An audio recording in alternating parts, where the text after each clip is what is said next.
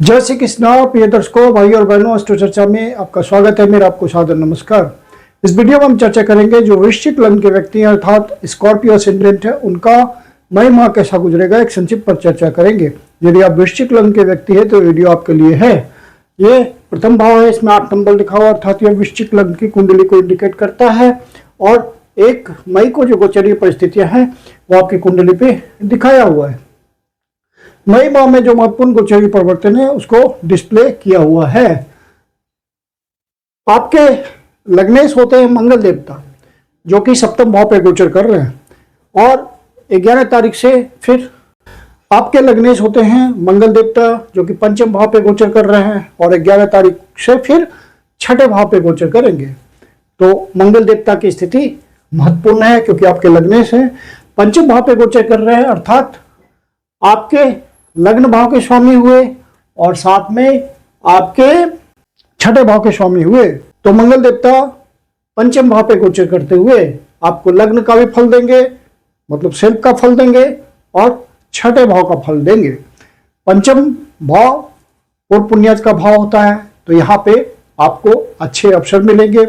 जो नौकरी करने वाले लोग हैं उनके लिए बढ़िया समय होगा 11 तारीख के बाद, विशेष करके क्योंकि जब छठे भाव पे गोचर करेंगे मंगल देवता तो छठे भाव पे उनका गोचर बहुत अच्छा होता है।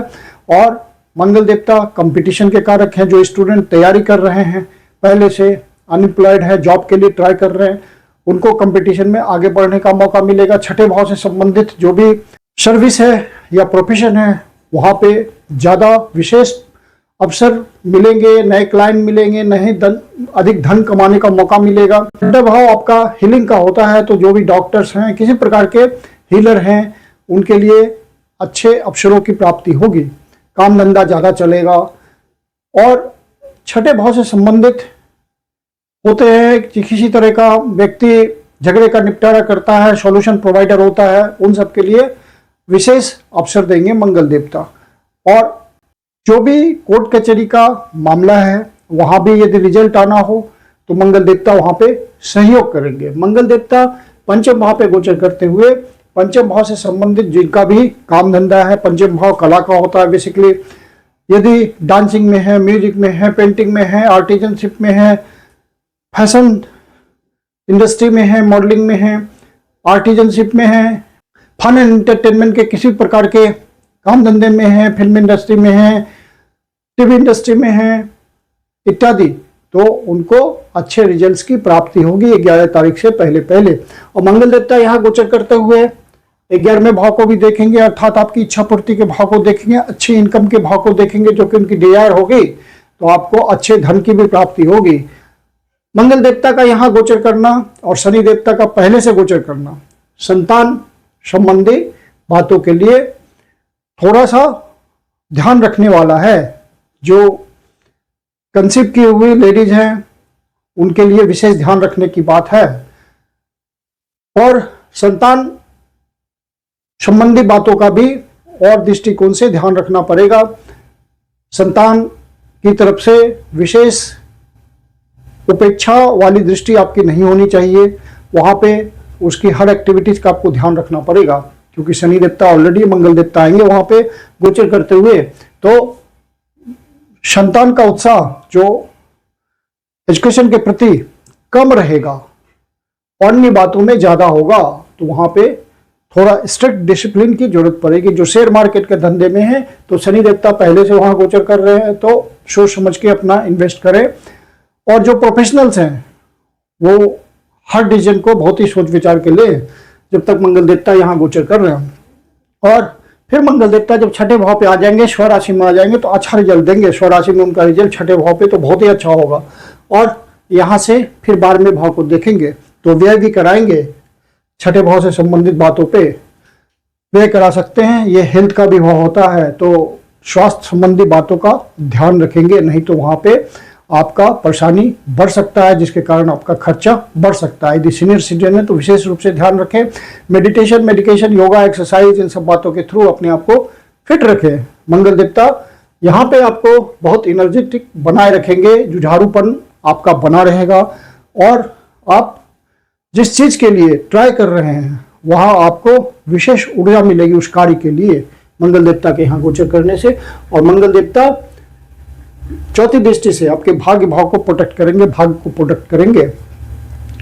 और मंगल देवता का गोचर जो कि 2 भावों से गुजरेगा, तो आपको इन दोनों भावों का फल मिलेगा। 11 तारीख से पहले पहले पंचम भाव का और 11 तारीख के बाद छठे भाव का। और आपको मजबूती मिलेगी। लग्न आप खुद होते हैं, ये लग्नेश हैं, विशेष रूप से रिजल्ट देंगे। सारे ग्रहों का रिजल्ट कैरी करते हैं लग्नेश, यदि स्ट्रांग होते हैं कुंडली में तो। और फिर शुक्र देवता 14 तारीख से पहले पहले सप्तम भाव पे गोचर कर रहे हैं, स्वराशि में गोचर कर रहे हैं और मालव्य नामक पंच महापुरुष योग बना रहे हैं, जो कि बहुत ही अच्छी स्थिति है। पारिवारिक माहौल में बहुत ही समझौतापूर्ण वातावरण रहेगा, बहुत ही उत्साह रहेगा। फीलिंग्स के प्रति, निश्चल प्यार के प्रति, अपने लाइफ पार्टनर को आप खूब अच्छी तरह समझेंगे, वहाँ समय देंगे, भावनाओं की कद्र करेंगे। ये सब बातें शुक्र देवता देते हैं। सप्तम भाव में आपका स्टेटस भी बढ़ाएंगे, क्योंकि स्वराशि के हैं धन वाली राशि में, तो धन भी आपको देने की कोशिश करेंगे प्रचुरता से। शुक्र देवता लिक्विड मनी के कारक होते हैं, आपको धन देते हैं। और चूंकि 7वां भाव बिजनेस का होता है, तो जो भी बिजनेसमैन हैं उनको शुक्र देवता सहयोग करेंगे। जो पब्लिक इंटरेक्शन में रहकर काम धंधा करते हैं उनको विशेष रूप से फायदा मिलेगा। नए अवसर मिल सकते हैं, नए काम धंधे का जुगाड़ हो सकता है। जो पार्टनरशिप में कार्य करते हैं बिजनेस का, उनके लिए भी अच्छा है ये। और फिर सूर्य देवता छठे भाव पे गोचर कर रहे हैं, 15 तारीख को जाएंगे सप्तम भाव पे।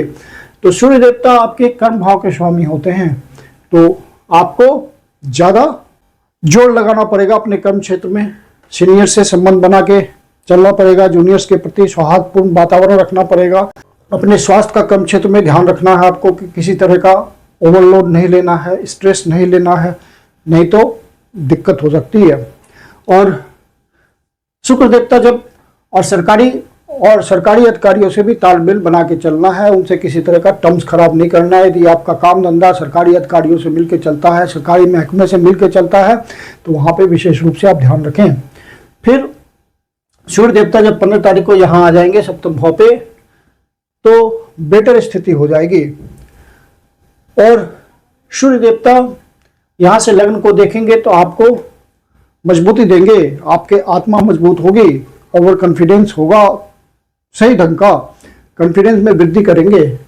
फिर बुध देवता की बात करें तो बुध देवता छठे भाव पे गोचर कर रहे हैं, 15 तारीख को आएंगे सप्तम भाव पे, फिर 29 तारीख को आएंगे अष्टम भाव पे। तो छठे भाव पे गोचर कर रहे हैं और 11वें भाव के स्वामी हैं, साथ में आपके अष्टमेश भी हैं। तो अचानक से आपको मेहनत के बाद कुछ विशेष रिजल्ट मिल सकता है, क्योंकि अष्टमेश जब छठे भाव में गोचर करते हैं तो यह विपरीत राजयोग बनता है। विपरीत राजयोग में क्या होता है कि आपको प्रयास करने के बाद सफलता मिलती है और अच्छी खासी सफलता मिलती है। तो बुध देवता आपको आपके प्रयासों के बाद सफलता देंगे। यदि आप किसी बिजनेस में लगे हुए हैं, प्रयास कर रहे हैं, तो वहाँ आपको बुध देवता सफलता देंगे। और जब बुध देवता सप्तम भाव पे आ जाएंगे तो आपके स्टेटस को बढ़ाएंगे, बिजनेस को बढ़ाएंगे, क्योंकि 7वां भाव बिजनेस का ही होता है। और 8वें भाव पे आएंगे तो बहुत लास्ट में आएंगे, 29 तारीख को आएंगे, तो अपनी राशि में गोचर करेंगे तो विशेष रूप से अपना फल देंगे 8वें भाव का। चंद्र देवता का मासिक फल हम इसमें इंक्लूड नहीं करते हैं, क्योंकि वो हर 2.25 दिन में उनका राशि परिवर्तन होता है और वो अपना फल देते हैं यदि मजबूती से आपके ओरिजिनल नेटल चार्ट में मौजूद हों। जैसे 6, 8, 12 भाव से उन्होंने संबंध नहीं बनाया हुआ हो, पाप पीड़ित ना हो और सद्बल प्राप्त हो, तो उनका अच्छा रिजल्ट आपको मिलता रहेगा। शुक्र देवता जब 14 तारीख को 8वें भाव पे आएंगे तो 8वें भाव से संबंधित जो व्यवसाय में जुड़े हुए हैं उनको अच्छा फल मिलेगा, क्योंकि बृहस्पति देवता ऑलरेडी वहाँ गोचर कर रहे हैं, उनके रिजल्ट में कोई परिवर्तन नहीं और शुक्र देवता वहाँ आकर के सहयोग करेंगे। तो 8वें भाव पे शुक्र देवता का गोचर किसी तरह का आपको ट्रांसफॉर्मेशन भी दे सकता है। सप्तम भाव से संबंधित या 12वें भाव से संबंधित, जैसे आप विदेश के लिए ट्राई कर रहे हैं तो आपको विदेश जाने का मौका मिलेगा, सेटल करने का मौका मिलेगा, क्योंकि अष्टम भाव में गोचर करेंगे और 12वें भाव का स्वामित्व है, तो वहाँ का फल देंगे। कुछ खर्च भी करा सकते हैं किसी तरह के ट्रांसफॉर्मेशन के लिए, किसी तरह के बदलाव के लिए, आपके काम करने के तरीके में कुछ अंतर करा सकते हैं। और 8वां भाव का जो काम धंधा होता है वो ट्रांसफॉर्मेशन से ही रिलेटेड होता है। हैवी इंडस्ट्री से रिलेटेड होता है। यदि आप फैक्ट्री चलाते हैं, किसी तरह का प्रोडक्शन करते हैं, तो वहाँ पे कुछ बदलाव करेंगे आप और प्रोडक्शन में तेजी आएगी, अचानक से ट्रांसफॉर्मेशन होगा। रिसर्च एंड डेवलपमेंट में अचानक से आप सफल हो सकते हैं। ओकल्ट साइंस से जुड़े हुए हैं तो वहाँ आपको अच्छी सफलता मिल सकती है, ज्ञान वर्धन करने का मौका मिल सकता है। मेटल्स एंड मिनरल्स के व्यवसाय से जुड़े हुए या उस क्षेत्र में नौकरी करते हैं तो वहाँ भी कुछ अवसरों की प्राप्ति हो सकती है। दूसरे के धन का मैनेजमेंट करते हैं, इंश्योरेंस सेक्टर में, बैंकिंग में है, दूसरे को लोन प्रोवाइड करते हैं तो वहाँ आपको विशेष रूप से कमीशन की प्राप्ति हो सकती है। कमीशनिंग के काम के लिए ये बढ़िया होगा। यदि आप किसी ऐसे काम धंधे में हैं, बिजनेस में हैं, जहाँ समय और अवसर के अनुसार आप अपनी वस्तुओं को उचित दामों पर बेचते हैं तो वहाँ पे आपको अच्छे कमीशन की अच्छे प्रॉफिट की प्राप्ति होगी। तो इस तरह के शुक्र देवता के रिजल्ट आपको मिलेंगे ट्रांसफॉर्मेशन वाले। राहु देवता चौथे भाव पे गोचर कर रहे हैं, केतु देवता 10वें भाव पे गोचर कर रहे हैं। तो केतु देवता जब 10वें भाव पे गोचर करते हैं तो जहाँ गोचर करते हैं वहाँ की बातों से आपको डिचार्ज करने की कोशिश करते हैं। तो यहाँ पे आप ध्यान रखिएगा कि जब तक आपको कोई प्रॉपर नया जॉब नहीं मिल जाए, अपने जॉब को चेंज नहीं करना है, काम में दिल लगाना है।